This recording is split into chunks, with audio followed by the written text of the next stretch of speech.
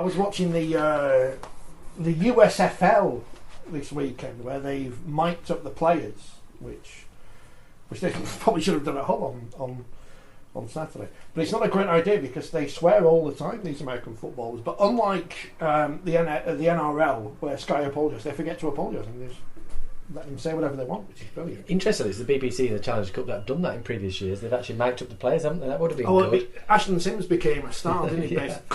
And somebody has to edit out all the swear words by half time. Have they asked Louis to do that? He could do that. Yeah. As he said, the prettiest looking water boy at the moment. Is that a poll? Do we open it up to the public? Is Louis McCarthy Stars the prettiest water boy in rugby league? Let us know. Is this our version of Derek and Clive when they were drunk? Oh, you won't know that reference. It's a cultural reference. I don't get it, I must admit. No. Peter Cook and Dudley Moore. I've heard of them, yeah. Did a parody, Derek and Clive, which was very funny. Right. Except they also did a couple of bootleg albums where they were recorded when they were absolutely paralytic, where there was very little content other than just a constant barrage of swearing. But at a certain point in time, they were cult listening. Almost sounds like that's an end of season podcast, isn't it? That was one of the words they said a lot on that. Yes, yeah, possibly misheard. Yeah. I mean, I think that's still my highlight of the season. Is going to, because you've been to a million season launches, you ask the same questions over and over again. You go to Cameron Smith, what's it like being a cult? That kind of thing. What was that? I'm not sure what he just said there. But. Oh, it's not as bad as listening to Robbie Hunter-Paul yesterday talking about decades, but in his accent, he sounded like something completely different. Which wasn't his fault. Certainly wasn't talking about anyone else on the panel on the BBC. Who I thought, were great this weekend. Well, should we?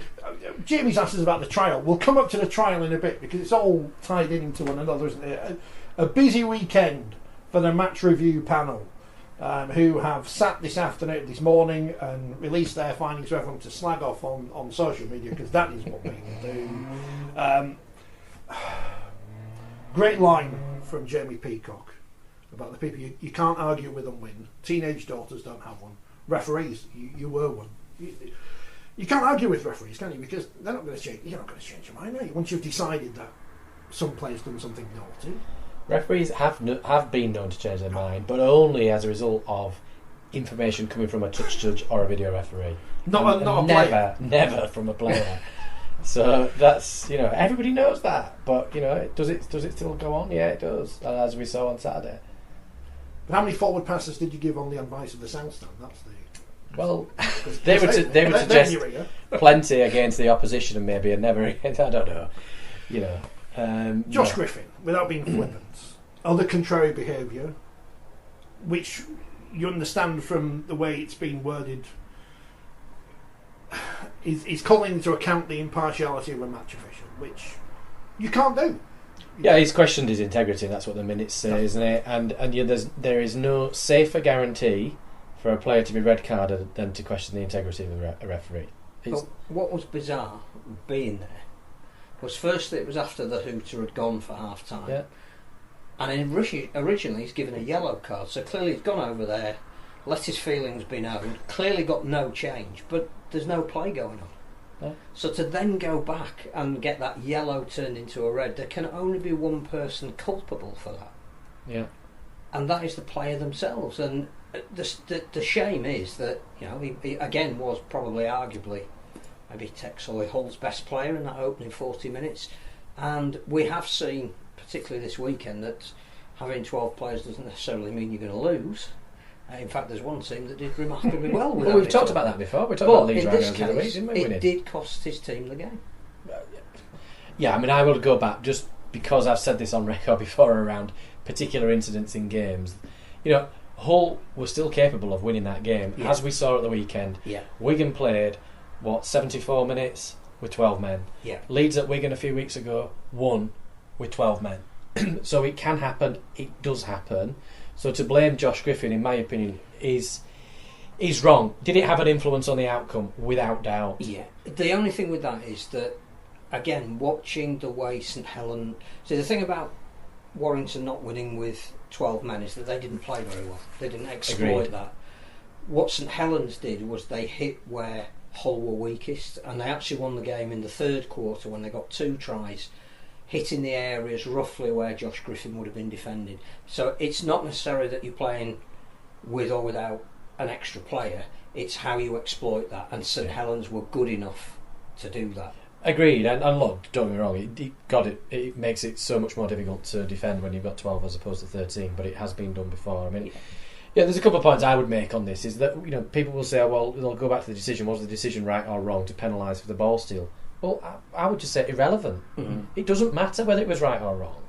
I don't think the video evidence is conclusive in it either way, to be honest. So, but it's immaterial. A decision has been given that a player does not like. I've given decisions. You've seen lots of examples where decisions are being given that are actually correct, and the player still doesn't like it, and then will object. Now, the hoot has now gone, so you can't then blow a penalty. So that option's taken away from him. Josh Griffin sought the referee out. He went to him. He initiated the discussion, even if it was a one-sided discussion. And he was given a yellow card, and that would have been the end of it. That should have been the end. Yeah. I mean, again, if you're a slightly hot-headed teenage player just making your way in the game, but you know, Josh has been Hull's best player for the last 2 or 3 weeks. He had a huge impact in that first half, but he's a very experienced player. I don't know why he had to go back a second. You know, if he got the yellow card and he'd spent the first 10 minutes on the sidelines, he's already harming his team. What on earth possesses you when you're an experienced guy? He just lost the plot. He lost the plot, and you know he won't be the first, and he isn't the first, and he won't be the last. But no doubt behind the scenes, it was interesting at the half-time, showing the camera in the dressing room of Gareth Ellis and Jason Davison, I think more or less informing Tony Smith, who's probably missed it, what's happened. And that must have been a bit of a bombshell for Tony Smith. But Tony was great in the press conference. Yeah. There's no doubt that some profanities have been said. I don't know the detail of it, but I trust the referee wouldn't send anyone off without a good reason, so we'll just have to wear it. Yeah. And you can't say fairer than that. Hats off. And, you know, yeah, look, I think you could see again on that camera, because they showed in the second half, didn't they, when Saints had started to score, Griffin in the dressing room with presumably his partner and child. And, you know, he looked upset, and understandably, you know, I'm sure he will have learned a huge lesson. The club will have learned a lesson from it in terms of the wider team. But, you know, for people to then go on social media and to blame the referee is just utter dross and madness. I mean, even I got a message direct on my Instagram. Somebody chose to message me on my Instagram to basically almost ask for Chris Kendall's telephone number in order so he could then abuse him. I mean, it's just utterly absurd. But what does a club have a responsibility to step in and say, look, you're representing us as a fan of this club, we're not standing for it, you have your season ticket revoked for the remainder of this season, or you're not going to be welcome at the... Because we have to do something. Yeah, arguably, yes. I mean, the difficulty is with some accounts, some people don't want to put the names to them. No. But I was always amazed when, like this person did at the weekend,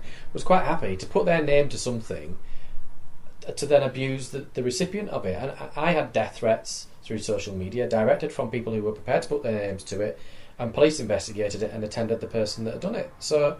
you know, it beggars belief that actually some people will be prepared to put their name to it, you know. But it's just twisted. It's a twisted mentality that you seek to blame the referee for a player that has just abused the referee. And now clearly people don't know what was said. Now we understand it's questioning the integrity. But actually, should it matter? No. You know, you can have an opinion on Chris Kendall. You can have an opinion on any referee, whether you like them or dislike them, whether you agree with the decision or otherwise. But I just fail to see why you somehow support a player who's clearly spoken to the referee in a completely and utterly inappropriate manner. The referee's tried one direction, it's failed, and he's chosen to continue it twice. That's the thing that is even more unfathomable. I mean, I'd go the complete opposite way and to say I think Chris Kendall did an absolute service to the game, live on the BBC, where you've got a player giving the referee a spray. We now know it's questioning his integrity, and actually Chris, instead of choosing to ignore it, that happens in other sports, which people generally or do play not it like. down. Could have left it as a yellow. Yeah, he chose to deal with it entirely correctly, and for me, should be supported on it. The other thing as well is that if found guilty with it being a grade F offence, it would be a minimum 6-week ban. Yeah, that's going to leave Hull again in short-handed at a time in the season now where it's really important for them to try and go on a run to try and make the six. absolutely. So it's just one of the most crass things I've ever seen. And then you get into the realms of, well, how does that compare to somebody who's thrown somebody and landed on their head? And they're just different. You can't compare apples and oranges. They are different. One, is one worse than the other? Well, that's for the match review panel to decide, and that's ultimately then for the RFL disciplinary to determine. But is it right that a player questions the integrity of a match official? Absolutely not. Well, we've also seen, as we predicted last week, that Josh Maguire got his hefty ban and is on a plane out of the country, which I think that's the right way that has been handled. And I know there's some people saying, oh well, the evidence was, some of it was redacted. And the fact that the player and Warrington didn't appeal it tells us everything we need to know. He knew that would most likely be the end of his full-time professional career. But I don't think we've ever had a weekend of 4 quarter-finals where 3 of them have had a man sent off. No. I can't think of another time where that would have happened. But I think that's all for very different offences. I think it shows a reflection of the intensity of the games to some degree. The pressure that perhaps players feel they're under, the pressure to get a result within the 80 minutes because they're a stepping stone away from Wembley. I think maybe that puts an added pressure on players and makes them do things that they perhaps wouldn't do on another day. And 2 of the 3 are just bizarre in terms of the player themselves has tried to take the law as they see it into their own hand. The third one, which will also carry a very hefty fine, is purely terrible technique. Exactly. Yeah, I mean, what was Kai O'Donnell? He recognised somebody who has away. Been a great player so far this season. And it can go wrong. Tackles can go wrong. He's not intentionally spear tackled him. It's a tackle that's gone wrong. It's reckless. Is it deliberate? Well, no, I would say it's not. But that still doesn't mean it's not a red card. It's a completely, utterly reckless tackle. Once he raises cocks that sort of elbow up, there's only the player in possession is only ending up in one direction really, and he recognised himself, the player, didn't he, O'Donnell, that he'd got it wrong, and he really knew the outcome before the referee even got the card out of the pocket. And Cade Ellis is one I don't understand either. And early stage of the game, 6 minutes in, high intensity, season potentially on the line for him because his contract's up at the end of the year. Lead with your head can only lead to one course of action. Yeah, again, we saw it in the grand final a few years ago, didn't we, when Wigan played St Helens and all that build up in Ben Flower, and very early in a game where players are sort of pumped up and they've come out of the dressing room and all that. But again, it was a nothing situation, and then Ellis goes and seeks Ratchford out, the sort of push, and then it ends up in that. It's just, I mean, if you're a coach, he's an absolute coach killer. Ultimately, it didn't affect the result for Wigan, but people would have then pointed the finger at Cade Ellis had Wigan gone on and lost that game. So, yeah, I mean, he's gonna face a few games in terms of a ban as well. 3 matches as grade D, didn't he? Yeah. And gave up a goal line dropout. They got a goal line dropout from it, and to lay their head on Stefan Ratchford. Bizarre. Just back to Josh Griffin for a moment. We obviously just mentioned the other Josh and Josh Maguire. He didn't learn from his initial incident, which meant that he got a second longer ban. This will be the first one for Josh, and as well as the lengthy ban we're expecting, you'd also expect then some kind of education programme in there as well, as Maguire got earlier in the season. But what's going to go? Did they get him on the line at a game or something? I don't know whether in those situations they do put players on a course. They may do. I'm not sure. But I don't know what the reaction was post game. I did a game once at Hull FC where the stewards, basically, and the head steward, the ground safety team, advised me it was unsafe for me to leave the stadium, and I had to have my car driven inside the bowl, stadium bowl, to get out, and that's the standard policy at the ground when they host a football game for referees. I physically couldn't leave the ground; it was unsafe, and that's not the first occasion that's happened. I know that happened with Ian Smith at that same ground.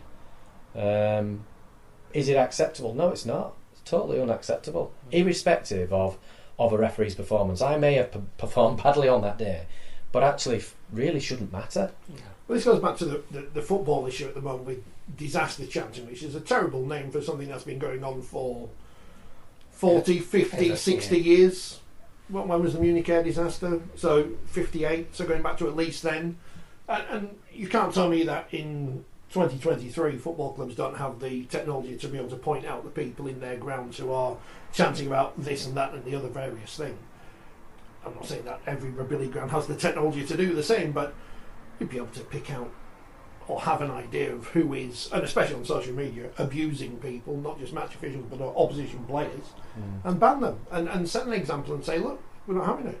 And there was an example on social media, I think a couple of weeks ago, with Anthony Taylor, the football referee that had gone to referee, was it the Roma? The Europa League final, that's right. And he was travelling through the airport with his, I presume his wife and his daughter, and they were verbally abused, and then somebody chose to launch a chair towards them, and rightly so, people were horrified on social media.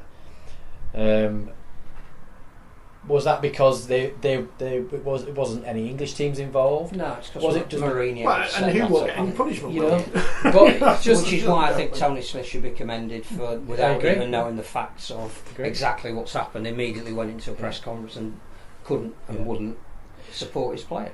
By the way, I would say this thing, in terms of social media, I suppose we shouldn't get carried away with those people. There were a lot of people on social media, by the way, sort of bagging Chris Kendall and the situation, but I still maintain that the majority of people in rugby league would support the referee's actions and would support the strong handling of dissent. Yeah. Nobody in rugby league, or I would say the majority of people that watch rugby league, don't want to see it go down the avenue of football. And it's often the minority, isn't it, in any social situation. Those that sort of shout the loudest get heard. Kevin, he's got a bit Josh Griffin. He says, "Sounds gone, lads," and they say, "Sorry, it was me." Well, cheers, Kevin. There were some shocking tackles at the Lee York game, says Kevin. Not only the man who was sent off, but Zach Hardaker here performing some kind of manoeuvre on AJ Towns. Not quite sure what. He only got a yellow card though, so he's okay. And Les saying, "How did Lee not have 3 sent off?" I didn't watch that game, but Hardaker got a grade C, and then Teamby from York got a grade C, and Tom Nisbet from Lee got a grade C, with O'Donnell getting a D. I think Nisbet's got a couple of games, hasn't he? The others got fines. The only thing I saw from that game was the O'Donnell tackle.